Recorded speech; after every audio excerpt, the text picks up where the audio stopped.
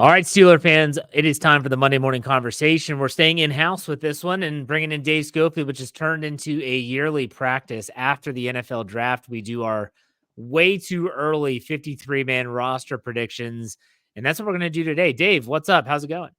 Oh, it's going all right, Jeff. This is, I guess, version 1. We'll get multiple versions of these throughout the offseason now, but now is when you can really start to do it because you've added your players via the draft.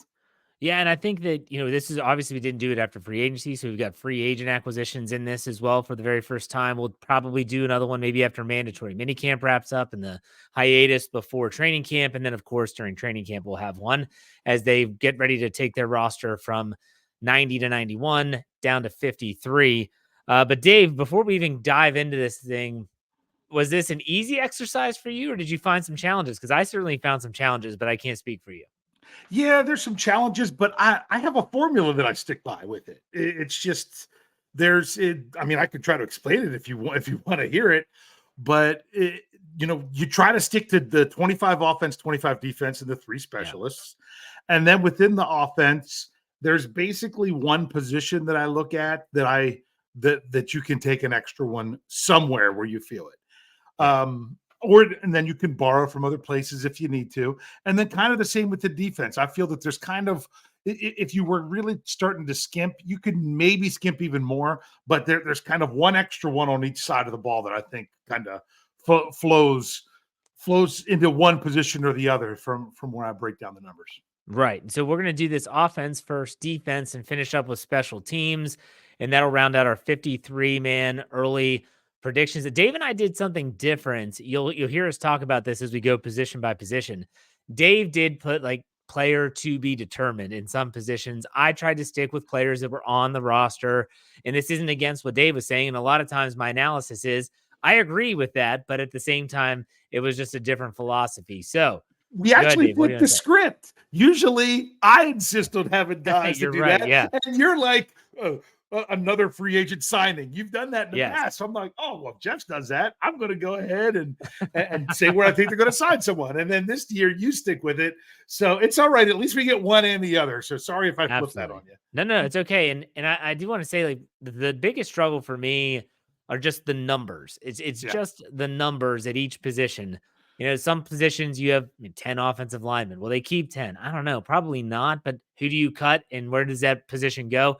We will be learning a lot about these players throughout OTAs, that mandatory minicamp that we mentioned, and then obviously once training camp starts. But let's get this started off on the offensive side of the ball first. And what better position to start with in quarterback? We both have 3 quarterbacks, but we don't agree on all of the quarterbacks. You have Russell Wilson and Justin Fields, so do I. But you have John, I think is it Reese, Plumlee, whatever. I have Kyle Allen. Go and explain why you went with the undrafted free agent. Why not? I mean, it's early. We haven't seen him do a single thing yet. So now's the time. If you're ever going to think that he has a great chance, now's the time to jump in and do it. And the reason I say that is I just didn't want to think that it was completely locked in already before OTAs, that it had to be those 3. So I'm kind of just saying, there's a chance you could switch that last spot. That's why I went here, and then I can change it at a later time if we see how things are going. Plus, I do think that he is a player that offers some versatility when it comes to game planning, running the scout team, things of that nature, especially since he even played wide receiver at Ole Miss before he transferred to UCF. I mean, for me, I didn't realize this at the time of his signing, but when Kyle Allen was brought on, I was the one that wrote that article, I believe, and I looked up his basic history in the National Football League. I didn't realize how much experience in terms of on-field playing experience that he actually has. He played a lot in Carolina. He played a decent amount in Washington when he was there. It wasn't until he went to Buffalo and then he just sat behind Josh Allen that he has experience. And so I leaned on that. You hope you don't ever get to the quarterback 3. The Steelers did last year. And when you get there, you hope that he has some type of in-game experience. So that's why I went with Kyle Allen. All right, let's go to another Buffalo backup cast off. I've been burned by that before. All right, let's go to running back. We have the same. Najee Harris, Jaylen Warren, and Cordero Patterson. I did mention in this, and then I'll let you talk about it, Dave. I wouldn't be shocked if like an undrafted free agent. I think it's Dejan Edwards. He came out of Georgia. He's got a pedigree there. Not sure if he fits, but I've learned something from Jaylen Warren, and that is that you just never know. Someone can come in, they can show out. I'll never forget when they had the picture, I think it was after OTAs and mandatory minicamp, when Jaylen Warren was an undrafted free agent and he was flexing on the camera during the team photo. And I didn't know who he was, but I remember zooming in throughout the picture on social media. And I was like, who is this guy? Who's this 30 that's flexing on the camera? Like, that's a pretty strong pose for a guy that doesn't even have a role on the team. And then come to find out the dude can play. So I can say that Patterson is also a really unique enigma of a player on the roster. And is he a wide receiver potential? Is he have running back potential? Yes. Return man? Yes. I don't know where to put him, but we both agreed. What's your takes on the running backs? Yeah, well, first of all, whenever I did the rookie or undrafted free agent breakdown, I was getting to them. I'm not through them. I've only done 2, and we've actually hit both players now that I've already done. So there's still 3 more to go.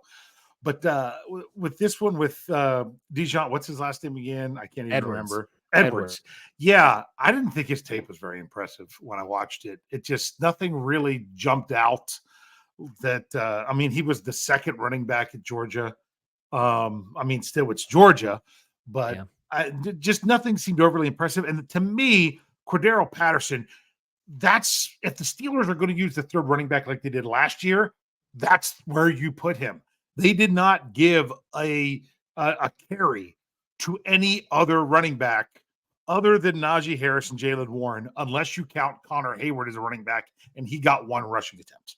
Yeah. So if you don't have to use it, and then so you have Patterson there as your return guy, he's your emergency running back. You can maybe even do some special creative things with him if you want to. And then you can take other guys like that and keep them on the practice squad, that then you have bodies that you could bring up if you're starting to deal with some attrition. Right. And so that leads us into fullback. Both of us agree that we don't see anyone being labeled as a fullback. I think Derek Watt was the last time in probably Mike Tomlin's tenure you'll see a bona fide fullback on the roster. You made the point that you could see Connor Hayward there, but at the same time, I don't think he's going to be used in that vein very often. I don't think so either. Yeah. To me, I think we just move. There's not a fullback on the roster. So instead of fullback, we just have we just take where that roster spot is, and we're kicking it to tight end is what I'm doing. Yeah, and we'll get there shortly. But let's do receivers first. We both have 5. I could see this actually being 6. They've done that in the past. Picking these names, this is one of those where before we started this exercise, I said, "Did you find any challenges?" This was a position that I felt there was a challenge. We both agreed that 4 of the 5 that we have are George Pickens, Roman Wilson, Van Jefferson, and Calvin Austin III. You said to be determined addition. I threw Denzel Mims on there, but I think we all can agree that I don't think these 5, it's going to be what you suggest. At least I hope so. Yeah, I'm hoping that, I mean, that addition could come this week. That addition could come after 53-man roster cutdowns. It could be any time in there. I think they could. Now, if the longer you wait, the more the potential that one of these other young guys on the team can really ball out and show what they can do. And then the Steelers don't feel like they have a need to go out and get somebody. So I can understand if they're going to be patient at that position. But right now, there's really no one jumping out of there. And honestly, if I were to add another player, I wouldn't have added Mims. I would have added Des Fitzpatrick. Yeah, I could see both. And honestly, it was just one of those where I was, okay, which player do I think has a leg up on the competition? You could have that debate. I could definitely see a case made for Fitzpatrick over Mims. But, could this be a big splash acquisition? I don't know. But I think that either way, we are going to see another player come in at some point, and that's going to reshape the wide receiver numbers here. But we still have 5. We'll see how they use these players too, because Quez Watkins is in the mix as well. That's the reason why I was going to say. I didn't pick Quez Watkins because I think the roster spot is between Calvin Austin III and Quez Watkins. And I don't think he's competing with Van Jefferson, so to speak. What did you want to add to that? I feel now, it doesn't mean that all these guys are relegated to the slot position. It doesn't mean that way, but it seems like out of the four receivers that I listed, 3 of them could be considered somewhat similar in Roman Wilson, Van Jefferson, Calvin Austin III, and Quez Watkins. Okay. Yeah. That's the thing. I just don't know that it gives enough versatility unless that's really what they're wanting from all of them. Yeah. So it's wide receiver. That's one of those glaring holes that we assume that the team is going to address. We know they're working hard on trying to do that. We'll see how that pans out. Let's go to tight end. This was another difficult position for me. How many are they going to keep? If they are going to keep a 4 of them, which we both predicted for, there is going to be a camp battle in my opinion. But we have Freiermuth, Darnell Washington, Connor Hayward, and Rodney Williams. Now my prediction is the camp battle is going to be between Michael Pruitt, formerly of the Atlanta Falcons, follows Arthur Smith to Pittsburgh. He is not known as a playmaker, but he's also probably not known for special teams, which Rodney Williams is known for special teams. Therefore, I gave him the nod. What do you think about the tight end? Yeah, my thing is they carried 4 last year. They even dressed all 4 of them last year.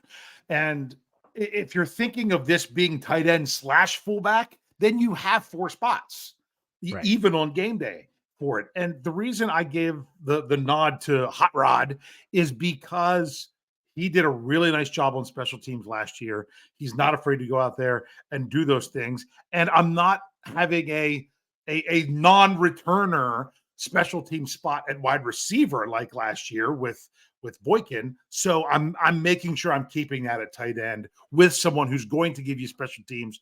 And there's 2 there that give you a lot in Connor Hayward and Rodney Williams.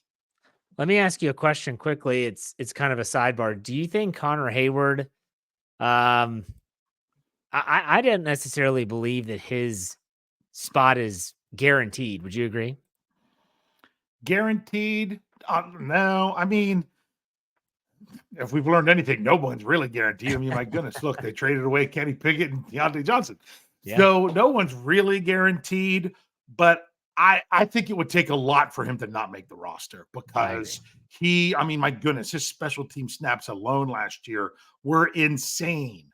And doesn't mean he's going to be a huge weapon in the offense, not necessarily, but he fills in so many different roles along with, with the big one being special teams.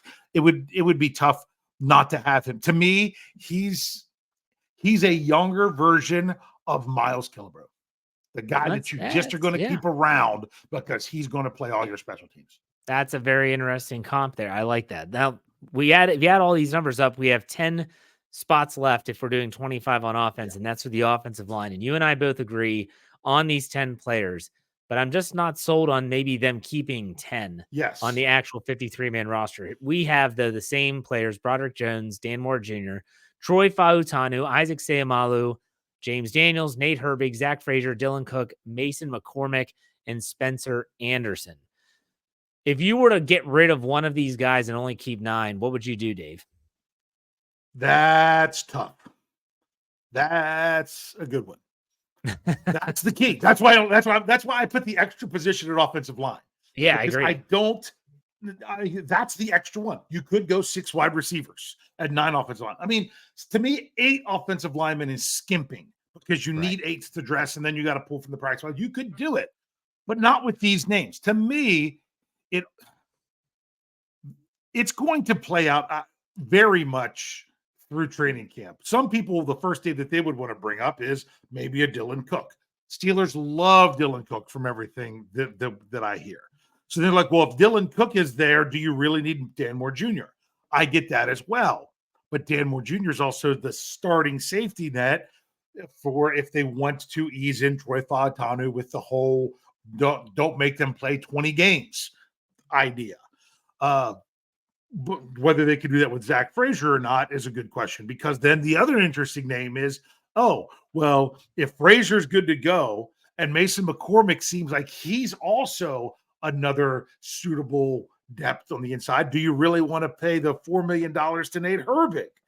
And then Spencer Anderson, I just think he's just an intriguing prospect that maybe he's not as intriguing as I thought. But I mean, he dressed for every game last year.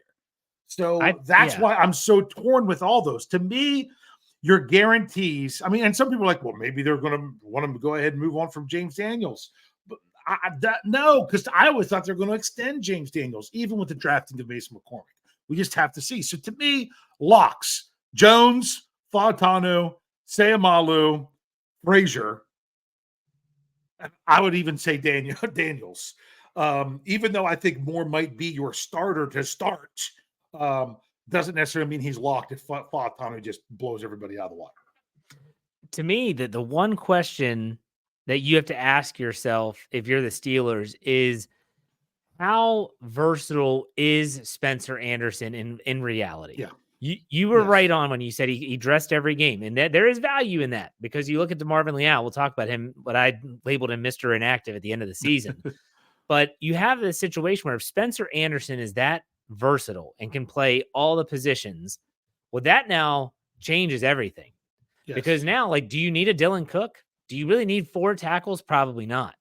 Do you need Nate Herbig in that $4 million cap hit? Or if Mason McCormick can fill a lot of that interior depth and Spencer Anderson is that versatile, that gives them options. So the more I think about this, if Spencer Anderson is that guy, now if he's not, I think that makes your decision making pretty simple. If he's not that guy, he doesn't make the team, and you probably run with the other 9.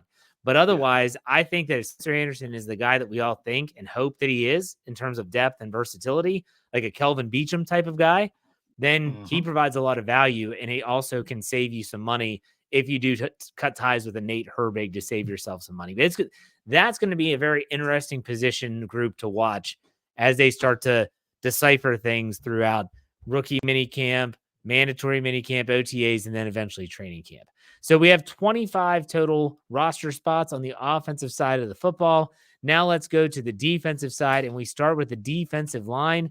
Defensive line, we have the same, I believe, Cam Hayward, Larry Ogunjobi, Keanu Benton, Dean Lowry, Montravius Adams, Logan Lee, and Isaiah Loudermilk. I mentioned Mr. Inactive DeMarvin Leal. I think that, to me, you might disagree, Dave, the battle is going to be between Leal and Loudermilk to make this team. Yeah, and to me, it's not even 2 dogs, 1 bone. It's 2 dogs. We'll see if there's a bone there for you. Because to me, this is where I kept the extra position, was defensive line. Just because I think saying no to DeMarvin Leal is a big enough step already. I mean, maybe Logan Lee doesn't make the roster. Spoiler alert, I had all the draft picks make the roster. That's generally what we do right after the draft. Yes. Because we obviously love all of them.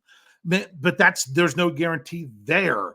And then people forget about the Steelers adding Dean Lowry.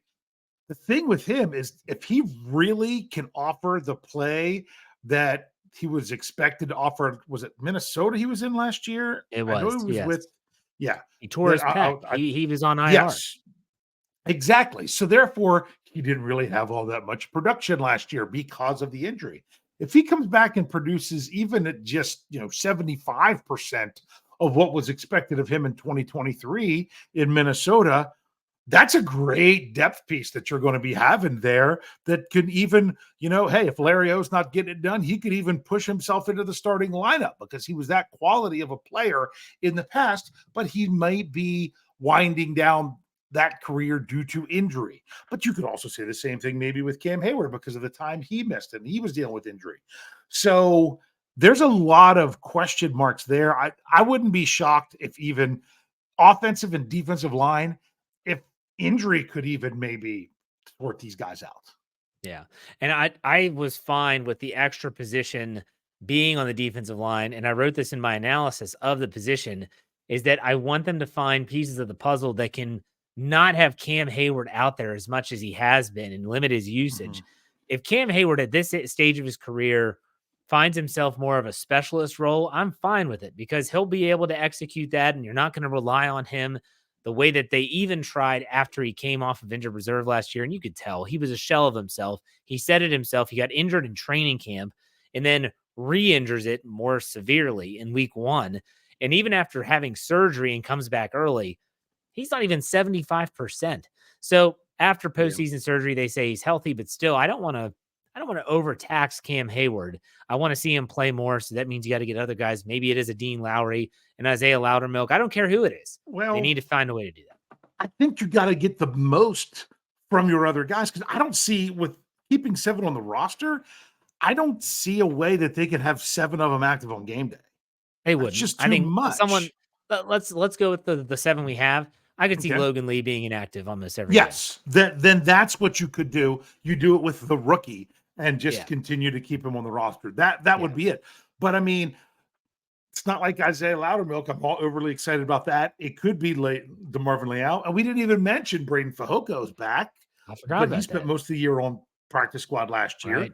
So there's a lot of options. I just wish that they had more high-end options. So Fehoko, we talk about this position for just a few more minutes. Fehoko is a guy that if I'm looking at who's he battling for a roster spot, everyone's going to say Montravius Adams, but when you look at the two of them, they are complete opposite players.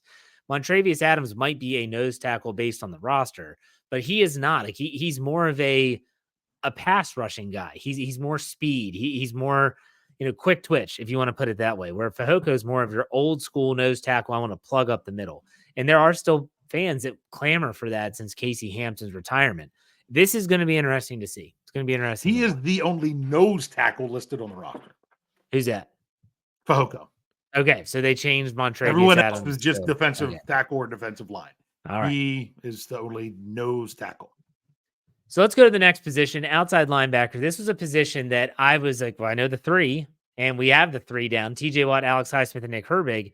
And then I was like, I don't even know who I'm going to put there. And then I look at your list, and you had Jeremiah Moon. I'm like, oh my gosh, I forgot all about Jeremiah Moon. Yeah. Jeremiah Moon was the player the Steelers poached off of the Ravens when the Ravens were continuing their playoff push. The Steelers said, up, he's on their practice squad. We want him.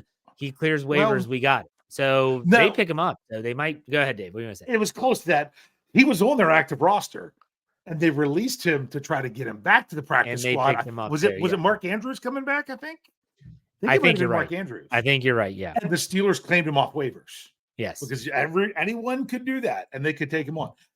I was really torn about this as well. My first instinct was to say a to be determined edition. I almost did that, and then I'm like, wait a second, no.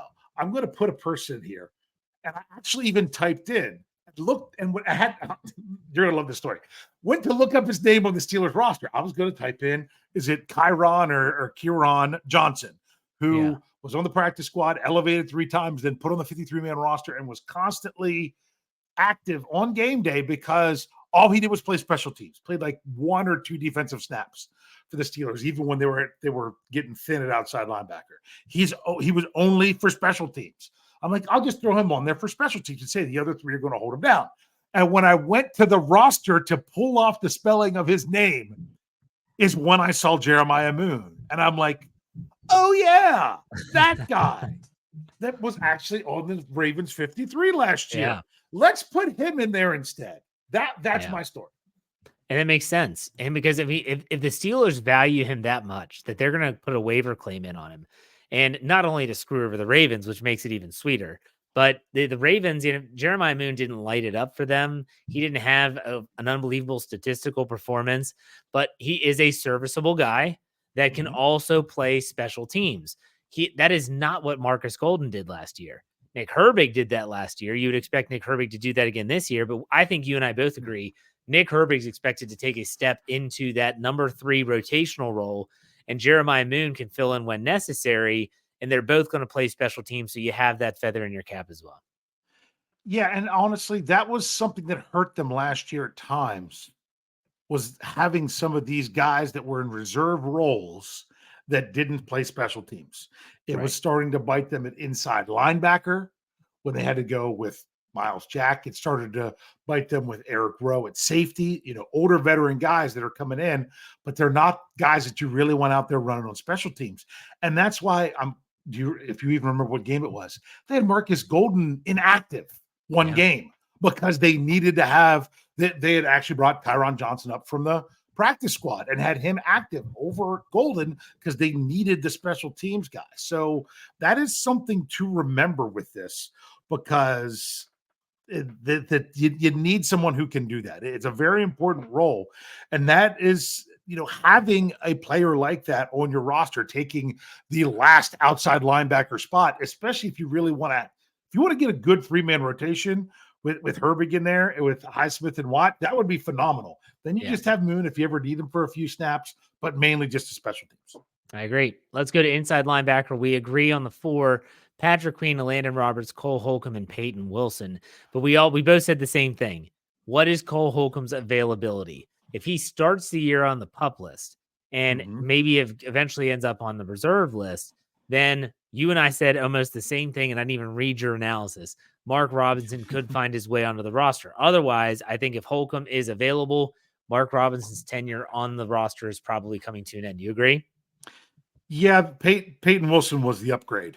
Yes. Bottom line. I mean, Mark Robinson, it was a good story. It really was. But that was a killer last year when he's the bottom guy on the depth chart, and they're just pulling guys off the couch, off other teams' practice squads that instantly get inserted above him on the depth chart. Right. Because they couldn't trust him out there. They saw what happened in his rookie season. They put him out there against the Ravens. They weren't expecting him. He was out there stopping the run and did a phenomenal job. Had a fantastic game. Then the very next week against Cleveland, it was a game that the Steelers won handily. That, remember, this is 2022. But as when he was on the field, they switched to a pass. That's what they did. That was their game plan. Great game plan. Steelers just had to take him off the field. They just couldn't put him out there. Yeah. So all right. Yeah. So inside linebacker. Here's a question, though. I have a question for you. If Cole Holcomb is 100% week 1, who are your 2 starting inside linebackers? In my opinion, it's Patrick Queen and Landon Roberts in terms of starting. Those are the guys I want out there. And I remember Cole Holcomb was the man last year until he got hurt. I'm not taking away from what he does, and I think he'll still play. If Cole Holcomb is healthy, then I think you're going to see very limited amounts of Peyton Wilson outside of special teams. Yeah. But I mean, Cole Holcomb was the guy. Yeah. He was the guy. And then, we're going to put Roberts out there with him in certain situations. We're going to put Alexander out there with him in certain situations. I think we're having Steelers amnesia that Cole Holcomb, obviously the Steelers weren't banking on him coming back fully. Steelers fans aren't banking on him coming back fully because it was a bad injury. But if he does, my goodness, you really got to think about that. If you want to put Patrick Queen and Cole Holcomb out there together and then using Roberts in there sparingly, that's something you have to consider. This is something that he's almost kind of a forgotten guy because of that injury, and he might not be ready to be forgotten yet. It's a good problem to have. The Steelers were not going to wait around and see what happens. So they sign Patrick Queen. You have Landon Roberts. You draft Peyton Wilson. They're not going to say, well, let's hope for the best with Cole Holcomb and let's see. No, they have an insurance policy there. They have a plan in place. So I like what they've done. All right, let's go down to cornerback, another position very similar to wide receiver in terms of we assume there's going to be an addition there, but what is the addition? Nonetheless, we both have Joey Porter Jr., Dante Jackson, who was acquired from the Carolina Panthers in the Deontay Johnson trade, Corey Trice, and Beanie Bishop. Now, you then have a to-be-determined addition. I have Darius Rush to make up the 5. I don't know where Darius Rush falls in here. This is where it's in. Some people might say it's Rush versus Trice. I don't know. I don't know where Corey Trice really falls. Right. And Beanie Bishop isn't a guarantee to make the team either. Oh, no. He's just someone that we're all talking about because he was an undrafted rookie free agent. So it's going to be interesting to see the cornerbacks, but I agree with you. I think there's going to be an addition made. Okay. Part of me wanted to say Joey Porter Jr., Dante Jackson, TBD edition, and winner of the 5-man battle. That's how I ultimately wanted to fill that in. I'm like, the most I could get away with is saying adding one more player. And I said in my explanation, the Steelers had 2 more corners where one of the guy is an inside guy, a slot guy. Then I'm not putting Beanie Bishop on this for a while. Now, he could be one of those guys in camp that really surprises. How many times is the guy that we thought was going to surprise everybody in camp then not? Okay. Yeah. So that's a wild card. Porter Jackson. I stopped. That's your guarantee. that's your guys that are going to make it, because they just traded for Jackson. That's part of the reason why. I mean, my goodness, if we were looking at last year's room, I wouldn't have even said Jackson was guaranteed. It was just Porter based Right. on, and I'm not saying that he's not better than those guys. I'm just saying he's more of an unknown. I mean, he did not, I keep saying his numbers last year, played a ton of snaps, 5 passes defensed, no interceptions. Didn't have a lot of big numbers in that regard. Then you say Corey Trice. I'm kind of putting him out there because I'm afraid Steelers fans would roast me if I don't. But so many people are banking on him being such an answer. And if he is, that's great. But right now, if you're thinking he has to be, then you're just a fool, Steelers. Yeah. And I don't think they are, because there's no guarantee that he's even going to be what he was last year coming off the injury, let alone if what he would have been last year would have been good enough to even make the roster. He's the unknown. That's why he's so popular. Kind of like Beanie Bishop. That's why he's popular too. I haven't seen him do anything. I mean, neither one of those two guys have we ever seen in full contact in a Steelers uniform. Neither one. And yet I'm putting him on there just because there's a little bit more hope there. I could see that. Let's say the Steelers make 2 acquisitions that are rather inexpensive at this position group. It's good, but it would change it dramatically. Yes. Let's say they sign Cam Sutton, who's a free agent. We all know the off the field issues. If they do the vetting procedure there and they bring him in, okay. Let's say they bring back Patrick Peterson as well, but he's under the pretext that, look, we're only going to use you sparingly in sub packages. He says, that's fine. I'm cool with that at this stage of my career. That changes everything. Because in my opinion, there goes Darius Rush, Beanie Bishop. Let's try to get him on the practice squad. And there you have 5, and that's totally reshaped what the cornerback room could look like. And that's kind of what I expect. Not necessarily those 2 moves, but acquisitions like that will reshape this room. And I'm sure that by the time we get to training camp, before training camp, when we do this again, we probably will have new names on these lists. So, and that Corey Trice, that's only the best of the bunch. Give me one person that completely blows us out of the water compared to the other 3 or 4 guys, and then he's going to be the last guy in. Yeah. I mean, my goodness, we put Corey Trice as our 3rd option. He needs to be your 5th option to maybe squeeze on. So I think they have work here to do. And I hope that Corey Trice comes back healthy. I hope he stays healthy. I hope he plays well. But we can't bank on that right now, just like you can't bank on Cole Holcomb being 100% when the season starts. All right, let's go to our last defensive position group, safety. We both kept 5. We kept the same 5.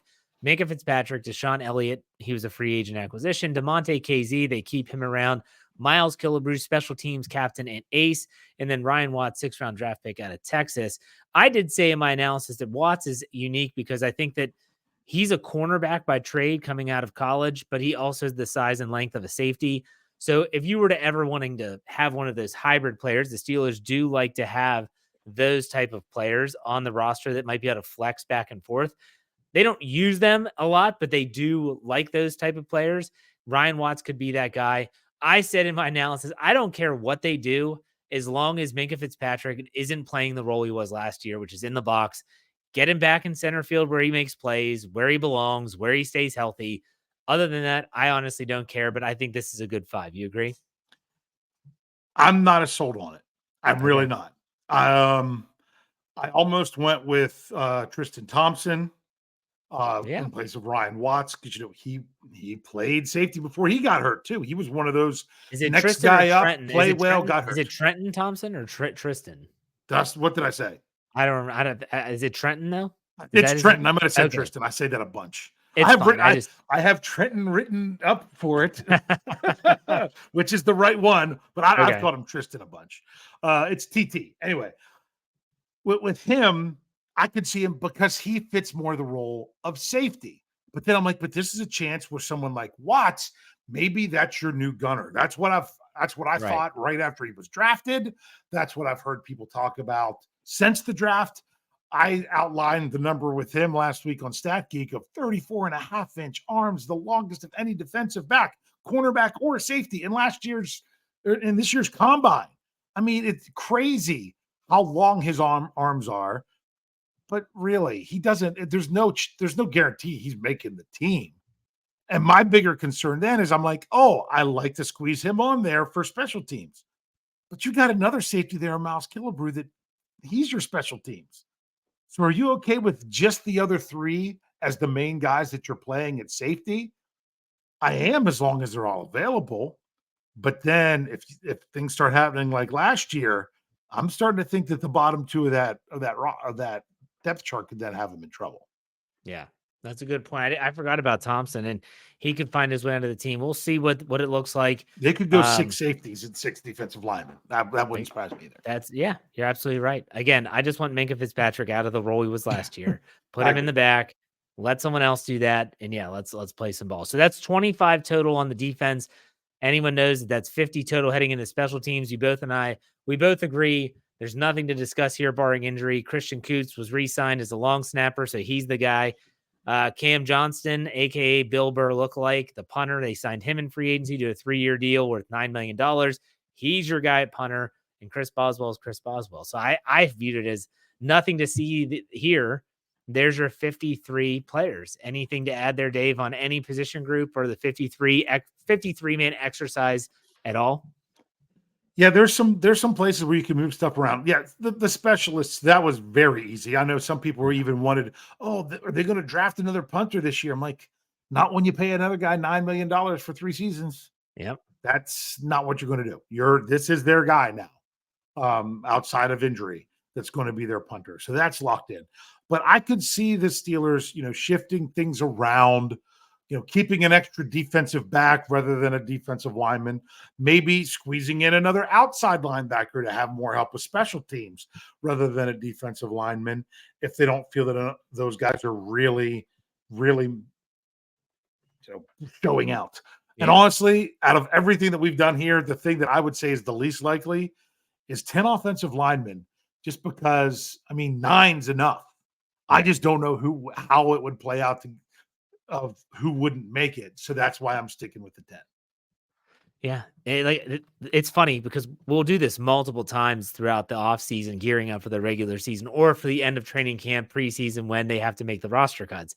And it's insane when you look back at all the versions, you're like, man, we were spot on here and we were way off there. So anyone that wants to, jump on social media and say, y'all are idiots, we admit that we're going to be wrong on some of these positions. I think we did a good job illustrating that. Just wait 4 months and how bad it's going to look. Yeah, seriously. Look at it 4 months from now and come back to it. It's going to be hey, anyone that wants to come at us and say y'all are idiots, do your own and tell us where we're wrong, and then we'll have that discussion. But ultimately, if you're banking on, well, they're going to sign a receiver. We said that. They're going to sign a cornerback. Same thing. So, all right, this has been good. Dave, do you have any idea what you're doing for StatGeek or for Scobro this week? Have you talked about that? Well, I'm needing to call on the Nerds of Steel to send me some. What do you want? What do you want me to look up? What do you want me to dive into between now and training camp? I want to break down what you all want to hear. I've got an idea for this week that I'll do if I don't have anyone bring up a better idea. So we'll have that going this week. Where the rumor is, and had it being expected based on the NFL being a creature of habit, that we got the schedule coming out this week. So myself and Brian Anthony Davis, we will be doing our annual let's see if we could guess any of these games right exercise, because that's even more futile than the 53-man prediction. But it's still a lot of fun to try to do that. So we got that coming, and still breaking down the rest of the undrafted rookie free agents on the website. So 3 more of them this week to finish that off. And we're getting ready for OTAs. Let's do it.